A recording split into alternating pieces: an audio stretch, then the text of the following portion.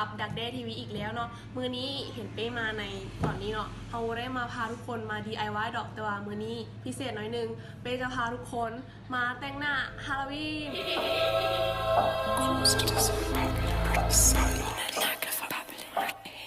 ซึ่งว่าเทศกาลฮาโลวีนที่ใกล้จะมาฮอดนี่เนาะเป้กันเลยมีไอเดียว่าจะมา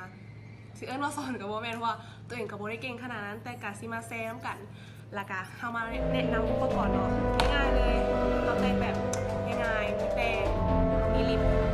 อายไลเนอร์แล้วก็สกอต3อย่างเขานี่2-3อย่างง่ายๆมาเบิ่งน้ำกัน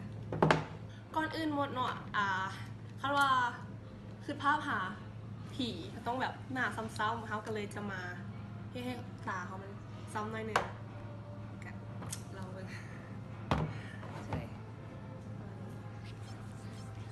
ใส่ลิปโทนสีลิปเขาจะเลือกแบบสีซ้ำสุดแล้วนะ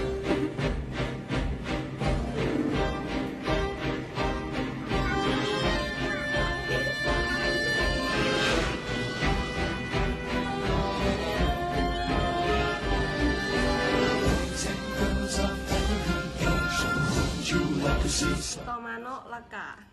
เฮาซิมาเฮ็ดเป็นเขาจะเอิ้นว่าอย่างมีความลูกเล่นให้เป็นผีที่มีลูกเล่นน้อยนึงแต่มันเป็นแมงมุมใส่หางตาน้อยนึงโอเคแบบนี้เนาะเฮาแต้มแล้ว2ด้านเลยเนาะจังซี่2ด้านเลยสิเท่ากันแน่บ่เท่ากันแน่กะยาวมันเฮาเป็นผีบ่ต้องเพอร์เฟคหลายแล้วบัดนี้แต้มตาแล้ววันนี้สิมาเฮ็ดแบบหน้าผากให้มีความเป็นหัวแตกหน่อยนึงกับเองกะใส่ดีให้มันแดง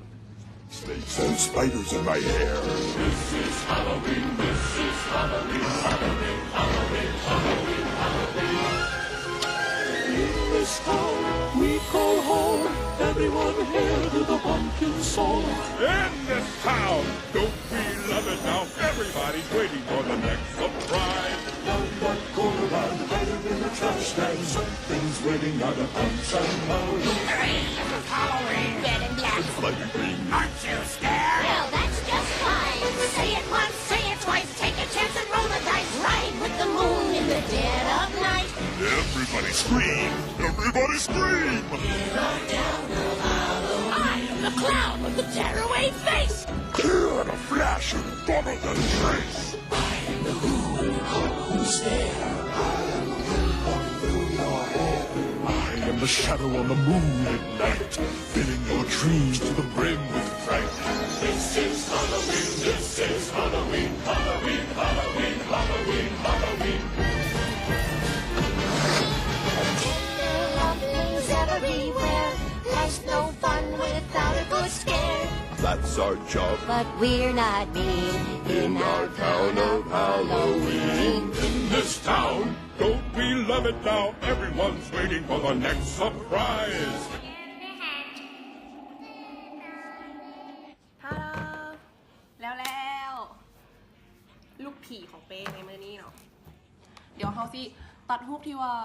เขาถ่ายกับน้ำไปให้เบิ่งเด้อจังไหนกันถ้าว่าผู้ใดว่าที่มาคลิปนี้เนาะแกลืมเนาะประมาณ